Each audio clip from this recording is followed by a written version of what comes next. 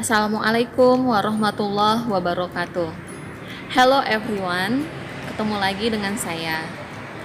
Pada kali ini kita akan membahas tentang recount text, yaitu materi bahasa Inggris SMP kelas 8. Ada berbagai macam jenis teks dalam bahasa Inggris, salah satunya adalah teks recount.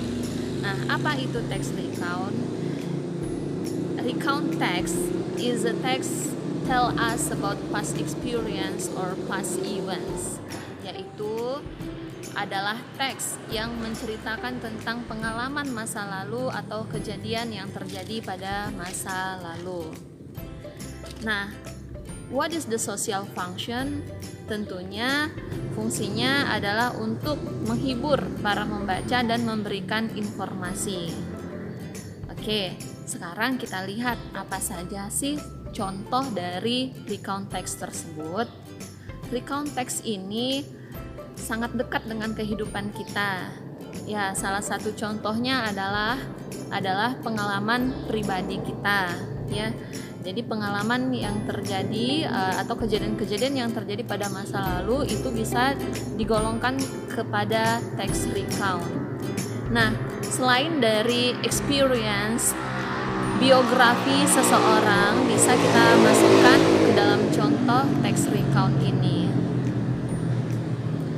Selanjutnya, di dalam membuat suatu teks recount atau membaca teks recount itu pasti ada struktur-strukturnya, ya. Kalau seperti esai pada umumnya itu ada pembukaan, isi dan penutup. Nah, untuk recount teks ini dia memiliki nama tersendiri. Apa saja itu? Yang pertama adalah orientation. Di dalam teks recount, paragraf pertamanya itu biasanya berupa orientation. Apa yang ada di dalam orientation itu adalah memperkenalkan siapa saja tokoh yang terlibat dalam cerita tersebut atau dalam teks tersebut, di mana kejadiannya dan kapan. Nah, 3 poin penting ini tidak boleh dilewatkan di dalam membaca atau menulis suatu teks recount. Kemudian struktur yang kedua adalah events-nya. Nah, events ini adalah urutan-urutan kejadian atau urutan-urutan pengalaman tersebut. Nah, kita coba kasih contoh ya. Tadi kalau yang orientation-nya itu contohnya begini.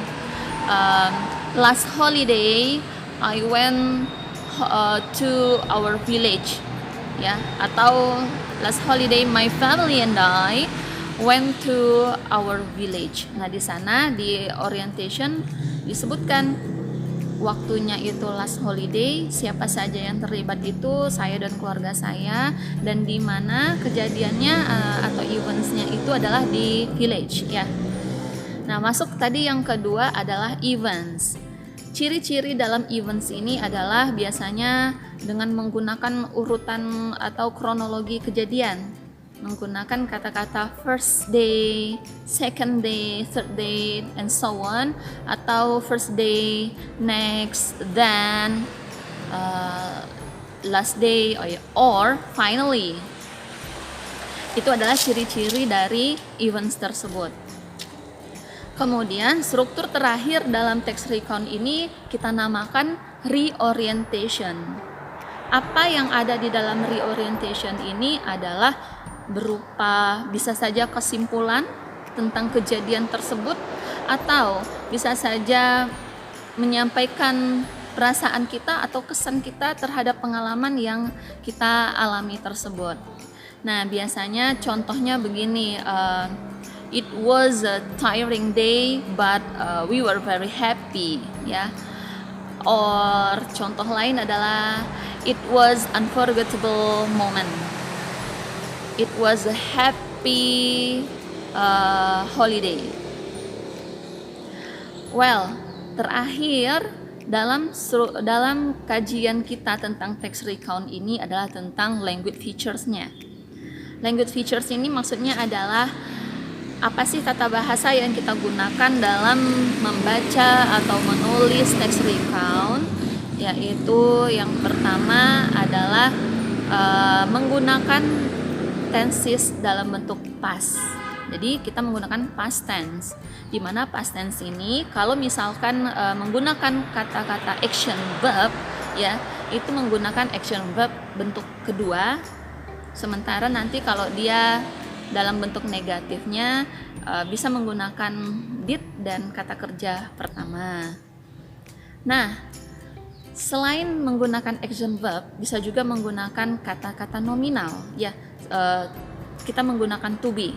To be yang kita gunakan dalam bentuk recount text ini adalah to be, was, and were. Contohnya tadi pada terakhir pada reorientation, yaitu it was a tiring day. It was a tiring day, but we were very happy. It was, ada kata was dan ada kata were. Oke, demikian penjelasan saya tentang text recount. Mudah-mudahan dapat dimengerti. See you. Assalamualaikum warahmatullahi wabarakatuh.